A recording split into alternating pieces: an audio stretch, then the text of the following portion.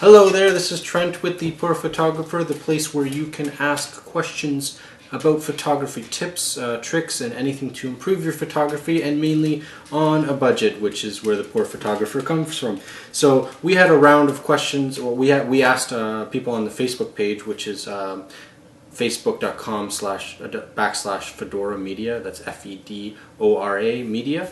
And we asked, what would you like to learn about photography, given that you don't have a large budget? So we had quite a few great questions, kind of reaching the end of that round that we sent quite a few weeks back. And this one, I apologize, I don't have in front of me the name, but I know the question, which is, how do you change settings on a point-and-shoot camera on the fly really quick, and how do those settings help you compared to automatic mode on your camera? So I have a point and shoot here. It's a Nikon Coolpix AW something, I'm trying to find it here, AW100. We picked this up because it's great for traveling when we go on trips or hiking or anything like that, because it is shockproof, waterproof, and it actually really takes good pictures. So this is kind of the camera that me and my wife like to take around when we go on trips, and it's great for snorkeling, great for anything like that. So if you want to check that out, it's a really great price. You can check out any local camera store, ask for it, they might be carrying it. They might already have a new version. We got this last year, so who knows. But anyways, I will use this as an example. And now with this camera, it doesn't actually have what I've kind of mentioned in previous videos, is that some point-and-shoot cameras actually have manual modes, meaning that you can actually choose the shutter speed of your camera and the aperture of your camera and the ISO of your camera. This one's a little bit more limited, probably because you know, it has to have limited buttons to be waterproof and shockproof and all those wonderful things. So with this camera, it's kind of got like what is called a scene mode, which is actually very common with point-and-shoot cameras, where instead of actually giving that option to give you shutter speed, aperture, and all those things, it kind of it does it through scene mode. So I think that's a great way to kind of, if you're looking at point-and-shoots, if you have the settings that you can actually play around with. I know that in most cases it's not exactly very intuitive or fast on point-and-shoot, so it does take a little bit of time, and you can play around with those cameras and figure out how to do it. But one great thing about kind of the scene modes that these point-and-shoot cameras have is that in here you can see kind of all the different scene modes that they have. So I'm just going to kind of go through a few of these and kind of show how you can change these really quick and kind of like get exactly what your camera wants to do, because a lot of them they're called scenes because they're supposed to be used in certain scenes, but also, I mean, if you understand the settings that those scenes are causing within the camera, meaning what shutter speed it's picking, what aperture it's picking, all of those things, you can use it for anything, and you can really experiment with it a lot and figure out what works best for you. So some of the main, I'm just going to go through it here, so I apologize. Let me just see here. Some of the main scenes that you can choose from are this one in particular, and I think it's pretty common with a lot of cameras, is they got portrait, landscape, sports, night portraits. Some of them have party or indoor. Some have night landscapes. Some have dusk and dawn, sunset. There's snow in here. There's beach in here. There's close-ups, which are also known as macro in the world of photography. There's even food, museum, fireworks show. You can make black and white, and we got underwater because it's an underwater camera, pet portrait, and panorama, and backlighting. So that's kind of like an example of some of the scenes that will be on a point-and-shoot camera, and I'm going to give you an example of how you can use some of these scenes to your advantage, and you can actually change the settings really quick and get some really cool photos that you want. Sports one is a really good one that a lot of people use, especially when they have kids. Sports basically ups the shutter speed a lot, and probably compensates by adding some ISO and using the lowest aperture. So what we talked about in previous episodes is the lower the aperture number, the wider open is the lens, which allows more light to come in and allows you to get faster shutter speeds and stuff like that. So it's probably, when you're choosing sports mode, what it's doing, I'm assuming, just because it doesn't really tell you the settings in most cases until after you're taking the picture, but it will increase the shutter speed, it will increase the ISO, and it will choose a lower number of the aperture. So it's trying to allow in more light so you can really freeze that action, and that's why it's called a sports, because if things are moving really quick and you don't have a fast enough shutter speed, everything's going to be blurry.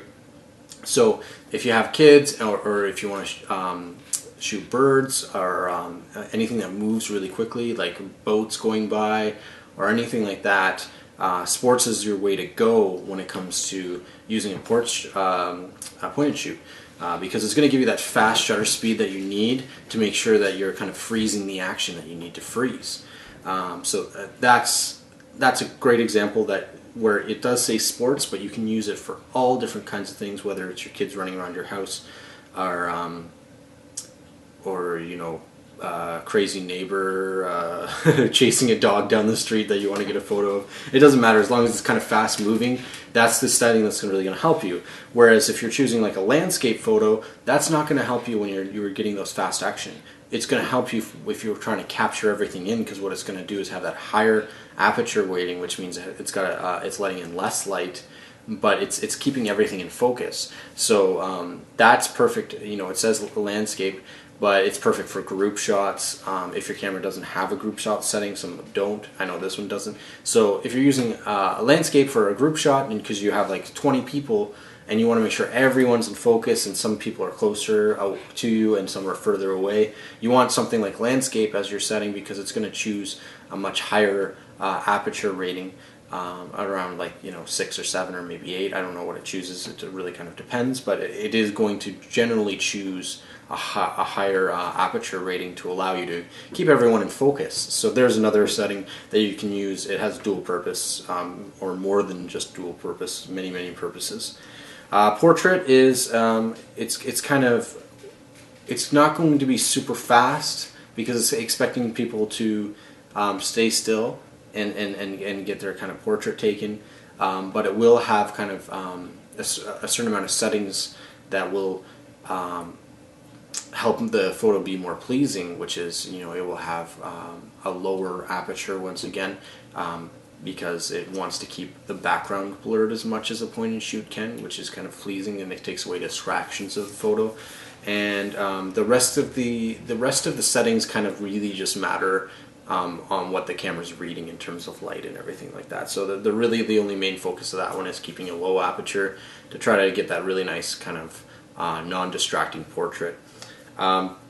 Other examples here: night portrait will just introduce a flash most likely, and really have like a slower shutter speed with a little bit higher of an ISO, so because it's nighttime, so it's basically trying to a little bit capture a little bit what's going on behind the person.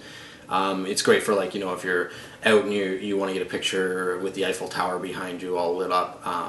You really want to use like a night portrait there, because it's gonna use the flash to keep you kind of not blurry, and then it's just gonna let in just enough light to make everything in the back that's usually very dark, because it's nighttime, at least being able to see it. So there's that, and there's a bunch of other settings, and I'm not going to go through all of them all, because you can experiment and play around with them, but I think those are kind of like the main ones that a lot of people use. Close-up or macro scenes are really good, because sometimes depending on the lens, it will actually change the focusing distance on point and shoots, meaning that you can get really close to flowers or bugs or whatever you want, and try to get really close-up pictures of them and make it look really cool. Food photography, I don't even know what it does. I don't think I've used that. Pet portraiture, I don't know how that would be too much different than portraits, other than maybe adding a little bit more shutter speed, because they might be moving around. But I don't see why you couldn't use the sports for that if you could, but who knows, right? And there's a bunch of other settings, like I said. So the thing is, find out what your camera can do. most point and shoots, even if they do have kind of a custom setting where you can change the shutter speed and aperture of of your of your photo, and like before you compose the photo, sorry, then use that and try and play around with that. It might not be very intuitive, meaning it could be buried deep in the menus, and it could be a real pain to change constantly.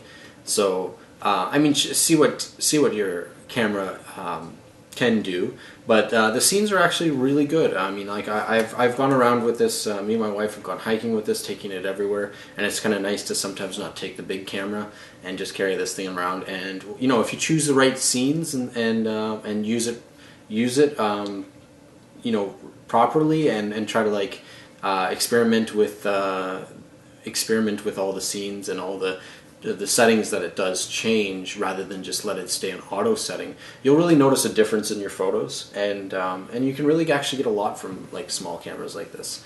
So that's basically it for today. I hope that helped in terms of you know, getting out of the automotive point and shoots, because I think that's the first instinct of everyone is to just try to, if they have a point and shoot, well, it's really just meant as a point and shoot, that's kind of the name of it, and then they just stick to the auto settings, and then just hope for the best, and the photos don't really turn out too good sometimes, and sometimes they turn out all right.